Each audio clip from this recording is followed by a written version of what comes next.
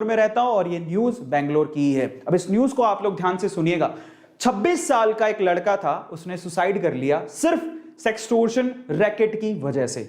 Online उसके साथ एक फ्रॉड हुआ, हम लोग उसको फ्रॉड ही कह सकते हैं। उससे सेक्सटोर्शन, सेक्स की यानी इंटीमेसी की वजह से कुछ वीडियोस कैप्चर हो गई और उसके बाद उससे फिरौती मांगी गई और फाइनली ये बात इतनी ज्यादा बढ़ गई कि उस लड़के ने सुसाइड कर लिया। अब इस वजह से मैं राजी हुआ, इस वजह से मुझे लगा कि आज मुझे इसके बारे में बात करनी चाहिए। और वो लड़का बेंगलोर का था और वो लड़का जिसका नाम अविनाश था, वो आईएएस की तैयारी कर रहा था। अचानक से क्या होता है, उसे फेसबुक पे एक रिक्वेस्ट आती है नेहा नाम की लड़की की। ठीक है, आप नाम पे मत जाइएगा, बट धीरे धीरे रिक्वेस्ट आती है, बातें होने लगती हैं। उसे नहीं पता था कि जो लड़की की रिक्वेस्ट आ रही है उसके पीछे एक रैकेट काम कर रहा है। धीरे धीरे बातें होने लगती हैं, बातें और बढ़ने लगती हैं, धीरे धीरे और क्लोज आने लगते हैं। एक वक्त ऐसा आता है कि वो लड़की बेंगलोर की नहीं थी, समझ रहे हो? वो कभी मिले नहीं एक दूसरे से, कभी नहीं मिले। वो बेंगलोर की थी ही नहीं, कभी मिले नहीं, सिर्फ मोबाइल पे ही बातें हो रही हैं। धीरे धीरे पर्सनल नंबर शेयर हो गए, फिर धीरे धीरे उन्होंने वीडियो कॉल शुरू किए, वहां से इंटीमेट चीजें शुरू हो गई। और एक वक्त ऐसा आया जब उस लड़की ने इंटीमेट वीडियोस शेयर किए, उस लड़के को बोला कि तुम भी इंटीमेट वीडियो शेयर करो, तो गलती वही हो गई। उस लड़के ने बिलीव कर लिया और उस लड़के ने इंटीमेट वीडियोस, लाइव वीडियोस जो भी था, ऐसे वीडियो कॉल्स किए जिसकी वजह से वो फंस गया। वो वीडियो रिकॉर्ड हो गए। कुछ दिनों बाद वो लड़की गायब और लड़की के पीछे जो रैकेट काम कर रहा था उसने अब उस लड़के को परेशान करना शुरू किया।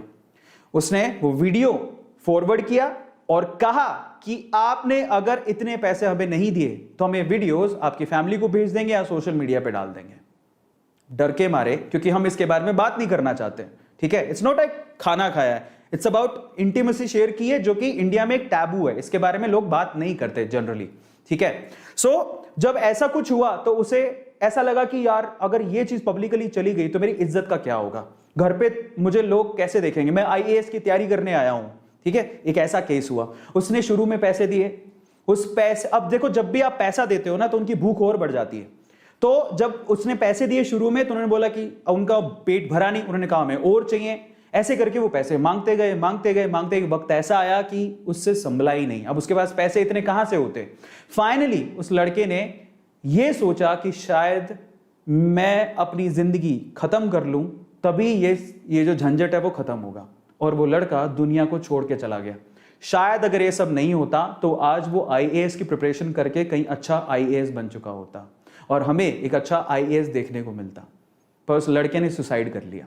बात यहीं तक खत्म नहीं हुई, बात यहां से शुरू हुई। इतनी बुरी, मतलब मैं कहता हूं कि शायद कभी कभार ऐसा लगता है कि इंसानियत पूरी तरह से खत्म ही हो चुकी है। कि फैमिली जिसने अपना 26 साल का नौजवान लड़का खो दिया, वो लड़की फिर से उसकी बहन को कांटेक्ट करती है, पता कर लेती है कि उसकी बहन को कांटेक्ट करती है और उसको बोलती है कि मैं अविनाश को देखे मुझे बहुत दिन हो गए, मैं अविनाश की, मतलब बताया कि अविनाश की गर्लफ्रेंड, मुझे उसे देखे बहुत दिन हो गए, ऐसा करके।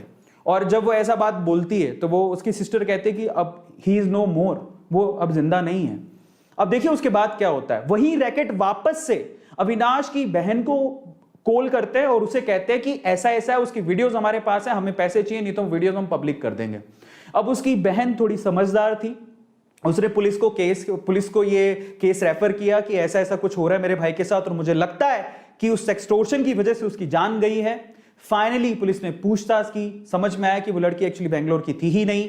वो एक रैकेट चलता था कहीं राजस्थान में दूर और वहां पे कुछ लोग थे जो उसको बराबर से ब्लैकमेल कर रहे थे और उससे परेशान होकर उसने अपनी जान दे दी। ये पूरा केस था। अब आप ये सोचिए, और ये केस आपने सुना होगा, मैं आज इसके आगे की बात करूंगा। ठीक है, तो ये केस ओवरऑल हुआ था और आप सोचिए कि आप ये कितना बर्निंग इशू है। और अगर इसके बारे में ढंग से बात की होती घर पे, या घर पे बताया होता, पेरेंट्स ने इसके बारे में डिस्कशन किया होता या घर पे लोगों ने डिस्कशन किया होता, तो शायद हमारे लिए टैबू नहीं होता और हम लोग इतने झंझटों में फंसते नहीं। ठीक है, आपने कभी फूड टोर्शन सुना है क्या? खाना खाते हो आप, नॉर्मली खाना खाते हो, खाना खाने की अगर फोटो शेयर कर देते हो या वीडियो शेयर कर देते हो, कोई कुछ बोलता है? नहीं। इसकी वीडियोस या फोटोज आप शेयर करते हो या अपनी इंटीमेट वीडियोस या फोटो शेयर करते हो तो बहुत बड़ा टैबू है। बट वैसे करना भी नहीं चाहिए, लेकिन इसके बारे में लोग बात तक नहीं करते। Try to understand. समझ रहे हो? अगर बात की होती तो शायद इसे हम समझते और इसके प्रोन्स एंड कॉन्स को भी समझते हो, तो शायद ये सब दिन हमें देखने नहीं पड़ते। और आज ये केसेस बहुत ज्यादा बढ़ रहे हैं, क्योंकि ऑनलाइन में सारे लोग बैठे, ये केसेस बहुत ज्यादा बढ़ रहे हैं।